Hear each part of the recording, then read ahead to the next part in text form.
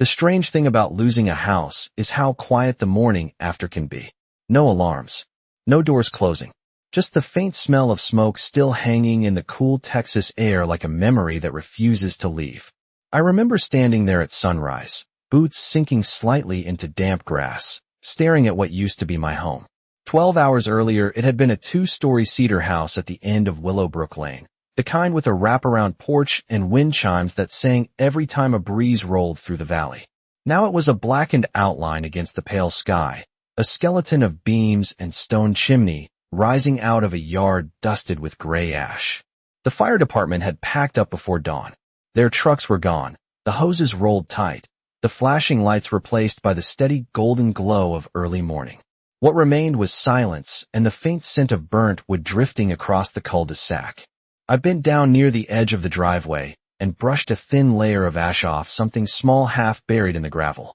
It was a little wooden gavel, no bigger than a coffee mug, the novelty gift my late wife once bought at a courthouse gift shop years ago. She used to leave it on my desk at home as a joke whenever I brought work files back from the office. The handle was darkened now, scorched around the edges, but it was still intact. I turned it slowly in my hand and looked back toward the empty lot where my living room had been. Across the street, a few neighbors stood quietly in their driveways pretending not to stare. And a few yards beyond them, standing beside a white SUV polished so clean it reflected the morning sun like a mirror, was Brenda Whitmore, president of the Willowbrook Estates Homeowners Association. 52 years old. Perfect hair. Perfect smile. The kind of woman who measured grass height with a ruler and called it community standards. She held a paper cup of coffee in both hands and watched the scene like someone observing construction instead of destruction. When our eyes met, she gave a small sympathetic nod, the kind people use when they want to look compassionate without actually stepping closer. The strange thing is I didn't feel angry. Not yet. Mostly I felt curious. Because the timing was interesting. For months Brenda had been sending notices about my property. Too old. Too rustic. Not aligned with the neighborhood vision. That was the phrase she liked to use. Neighborhood vision. She'd offered to help arrange a sale more than once. Investors were interested, she said. People who could build something modern. Something that fit Willowbrook better. I declined every time. And now here we were. My house reduced to smoke and quiet gravel under my boots. Brenda took a careful sip of coffee and glanced back at the charred foundation as if evaluating a renovation project. Then she said softly to one of the neighbors beside her, loud enough for the morning air to carry the words across the street. Such a tragedy. I remember that sentence very clearly. Because 7 days later, when Brenda Whitmore stepped through the tall oak doors of County Courtroom 3 and heard the bailiff call the room to order, those exact words were still echoing in my mind. Willowbrook Estates looks perfect from the outside. That is the first thing people notice when they drive in from County Road 18. The lawns sit trimmed to exactly 2.5 inches. Mailboxes match like soldiers in formation. Even the sidewalks seem to curve in identical arcs as if someone traced them with a ruler. It is the kind of neighborhood real estate brochures call peaceful. The kind of place where people assume nothing truly bad ever happens. I moved there 3 years ago because of that quiet. After 20 years working inside courtrooms filled with arguments, deadlines, and fluorescent lights that never turn off, quiet starts to feel like medicine. My name is Ethan Caldwell. I am 46 years old, born and raised in this county, and for the last 8 years I have served as a district court judge. But in Willowbrook, nobody knew that. At least not at first. To my neighbors, I was just the quiet widower in the cedar house at the end of the lane. I drove an old dark blue Ford pickup that rattled a little when it started. I cut my own grass every Saturday morning with the same push mower my father used when I was a kid. Some evenings I would sit on the porch with a cup of black coffee and watch the sun drop behind the oak trees lining the ridge 200 yards past the property line. It was simple, predictable, and that was exactly what I wanted after my wife passed away 5 years earlier. The house itself had been in my family since 1972. My parents bought the place when the surrounding land was still pasture and cattle fences instead of cul-de-sacs and stone entry gates. The cedar siding had weathered to a soft gray over the decades. The porch railings creaked a little in the winter. The place did not look like the newer houses built around it. That detail mattered more than I realized at the time. Because in Willowbrook Estates, appearance is not just preference. It is policy. And the person who treated that policy like sacred law was Brenda Whitmore. Brenda moved into the neighborhood around the same time the Homeowners Association gained real authority over the subdivision. She had the kind of energy that fills rooms before she even speaks. Perfect hair, immaculate clothes, a white luxury sport utility vehicle that never seemed to collect dust even after a week of spring pollen. Within a year, she was elected president of the Homeowners Association board. Nobody ran against her. Most people in neighborhoods like Willowbrook just want the rules enforced quietly, so property values stay high and arguments stay low. Brenda offered exactly that, at least on the surface. My first letter from the Homeowners Association arrived 2 months after I moved in. The envelope was thick white paper with the community logo embossed in silver ink. Inside was a notice explaining that the cedar siding on my house did not meet the approved exterior palette. A second letter followed 3 weeks later about the porch railing needing modernization.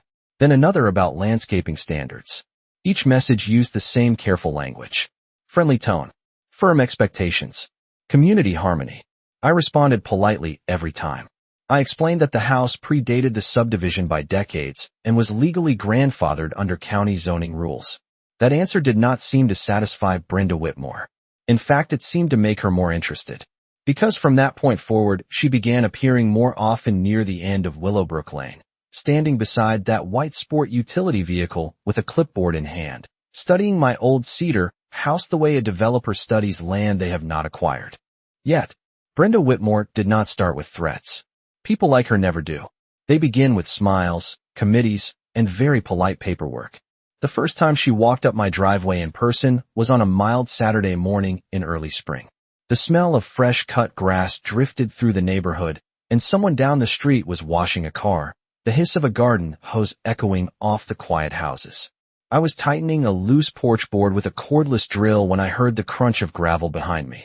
When I turned around, Brenda stood there in pressed white slacks, holding a slim clipboard like it was part of her arm. She gave the kind of smile that shows teeth, but not warmth.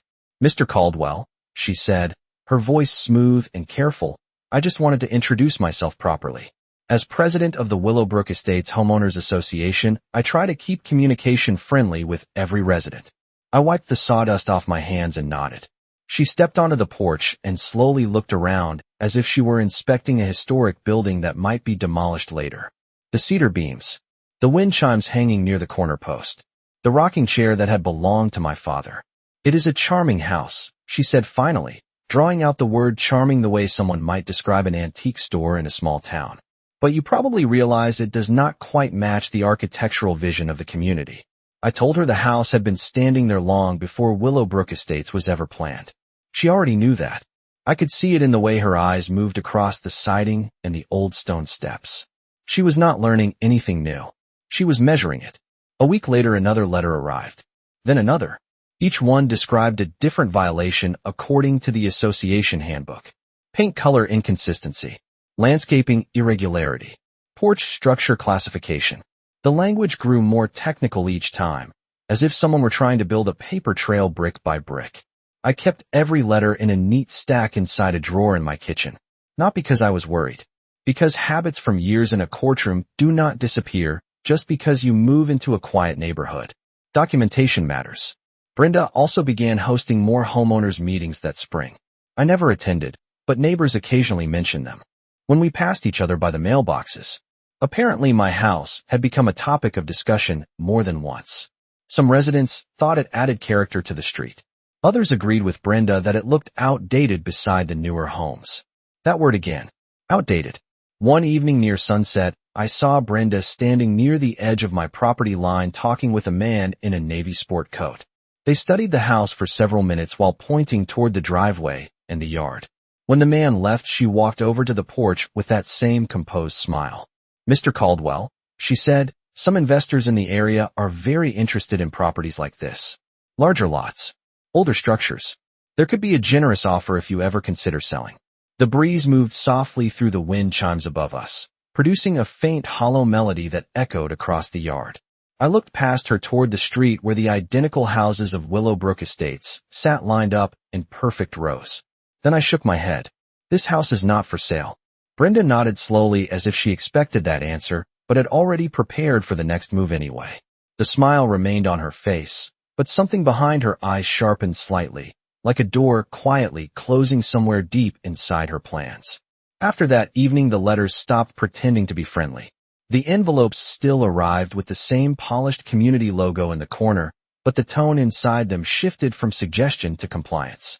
One notice explained that my driveway gravel was considered inconsistent with neighborhood standards because the approved material list specified concrete or sealed stone. Another letter warned that the porch lighting fixture did not match the architectural style approved by the Homeowners Association board. A third mentioned the height of my oak trees near the fence line, claiming the branches created what Brenda described as an aesthetic imbalance along the street. The language was careful, almost legal in its construction, each sentence stacked neatly on the next like a row of filing cabinets. I recognized the pattern immediately. It was the same strategy attorneys use when they are preparing a long case before the first hearing ever begins. Establish history. Document complaints. Build a record. I responded to every notice in writing. Each reply was calm, factual, and polite. I referenced county zoning records, property surveys from 1998, and the grandfather clause attached to structures built before Willowbrook Estates was developed. I included photocopies of the documents and sent them through certified mail. Brenda always acknowledged receiving them, but the letters kept coming anyway. That summer, the meetings of the Homeowners Association became more frequent. Flyers appeared in the mailbox kiosk at the entrance to the neighborhood announcing discussions about property value preservation and community modernization. My address appeared in those flyers more than once. Some neighbors began offering sympathetic looks when we passed each other walking dogs or collecting mail. Others avoided eye contact entirely, as if the dispute might be contagious. The afternoon heat in July carried the smell of hot asphalt from the main road a mile away, and most evenings I could hear sprinklers ticking across the lawns while the sun slid behind the ridge west of the subdivision. One evening, Brenda returned with another visitor. This time the man wore polished brown shoes and carried a leather portfolio under his arm. They stood together at the edge of my yard for several minutes, studying the property. The cedar siding, the wide porch, the half-acre lot that sat slightly higher than the surrounding houses. I watched them from the shade of the porch without interrupting. Eventually, Brenda approached the steps again. "Mr. Caldwell," she said, "a development group from Austin has been reviewing parcels in the area. Properties with larger lots like yours could support new construction that aligns with the future direction of Willowbrook Estates." Her voice sounded friendly, but the words carried the weight of a prepared speech. I leaned back in the rocking chair and listened to the wind chimes above the porch beam ring softly in the warm breeze.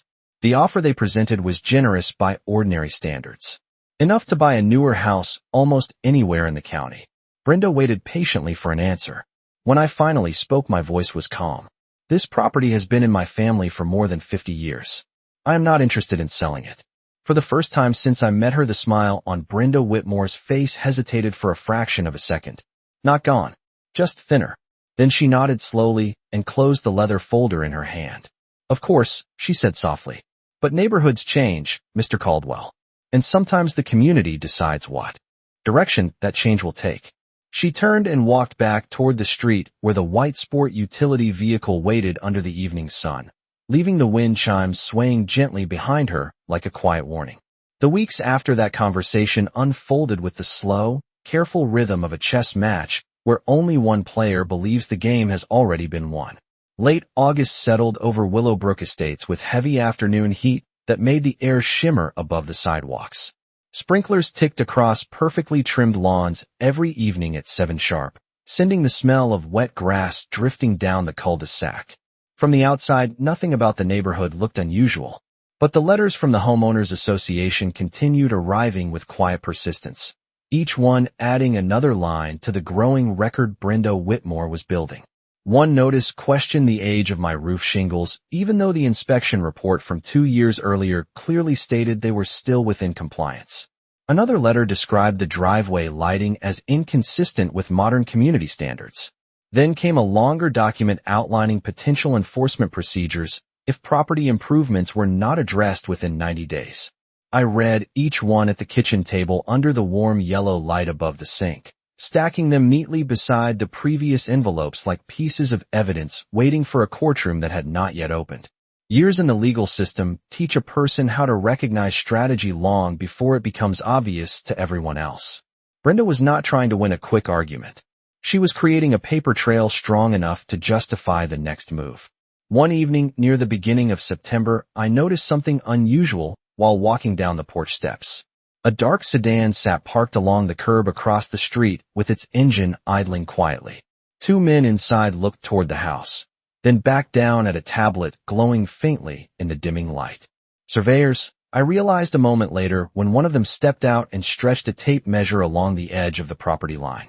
Brenda stood nearby beside her white sport utility vehicle, speaking to them with the same confident posture she carried into every homeowner's meeting.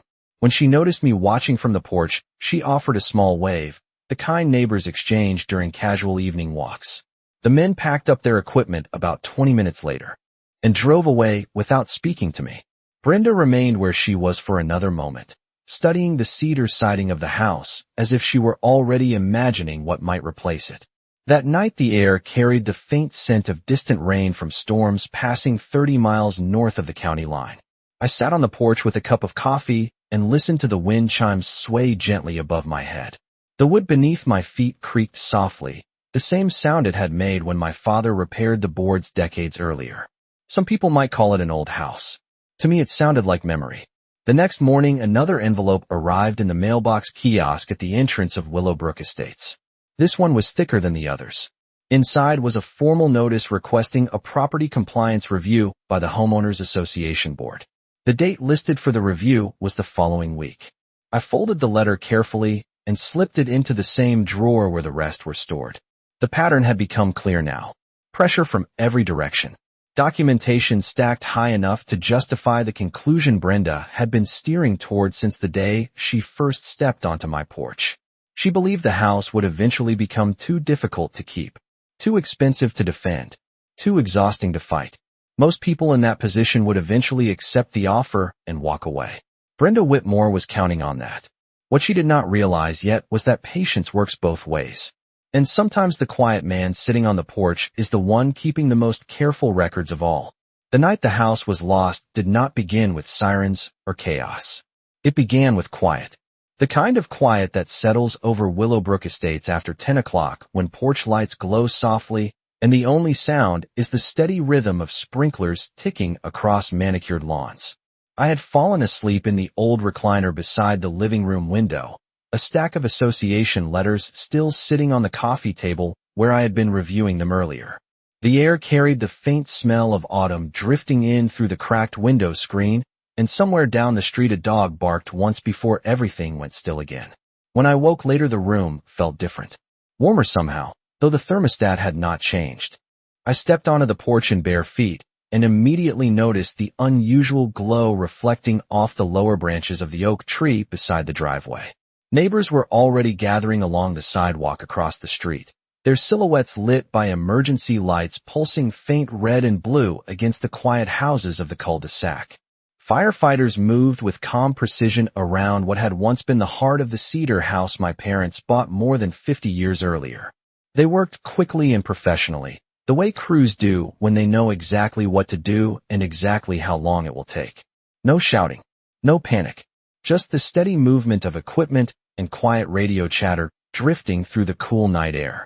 By the time dawn approached, the trucks began rolling away one by one, leaving behind a silent yard and the faint smell of smoke hanging above the blackened outline of the foundation. Willowbrook Estates returned to its usual calm almost immediately. Mail trucks resumed their morning routes. Joggers appeared on the sidewalks wearing bright running shoes and wireless headphones. Sprinklers began clicking on schedule as if the neighborhood itself refused to acknowledge that anything unusual had happened. The insurance adjuster arrived shortly after 8 in the morning carrying a clipboard and a tablet computer. He walked slowly around the edge of the property while making careful notes about the structure, the layout, and the estimated age of the materials. When he finished, he told me the official report would take several days, but that investigators would review the situation carefully. His tone remained neutral, the same measured voice people in his profession develop after years of documenting damaged homes across the state.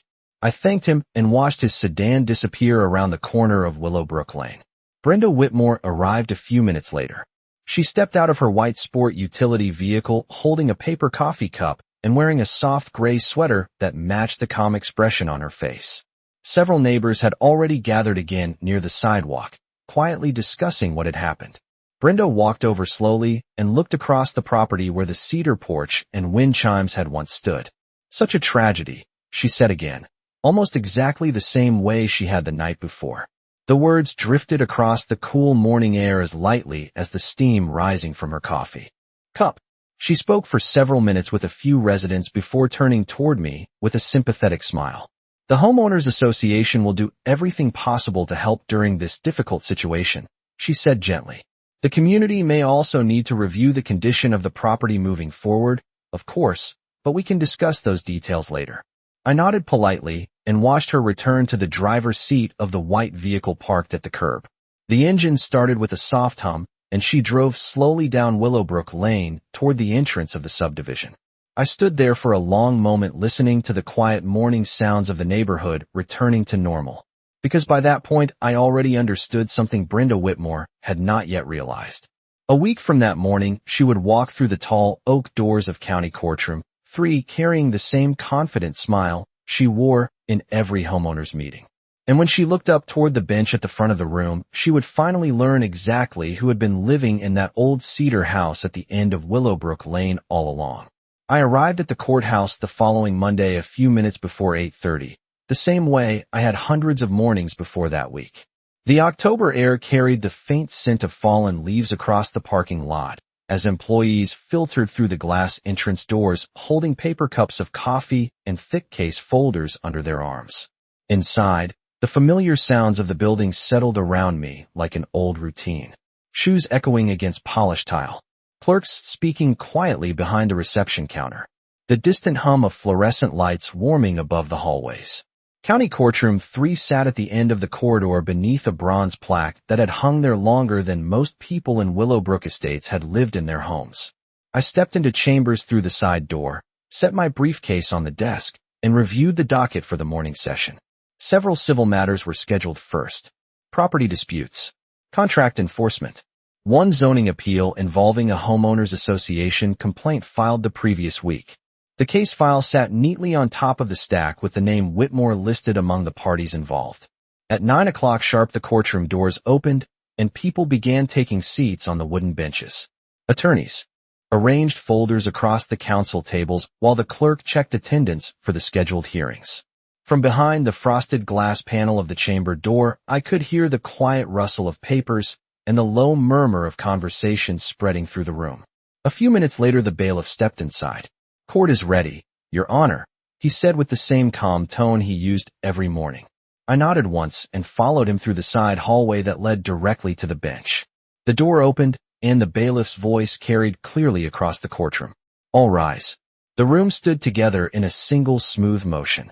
I stepped forward to the bench and took my seat, the wood chair settling with a familiar creak beneath me as the courtroom fell silent again. For a moment, I scanned the room the way judges always do before the first case begins. Lawyers on the left, witnesses seated behind them, members of the public scattered along the back benches. Then my eyes moved to the second row near the aisle where a woman in a gray jacket had just finished setting her handbag on the seat beside her. Brenda Whitmore looked up toward the bench with the composed expression she carried into every homeowners association meeting.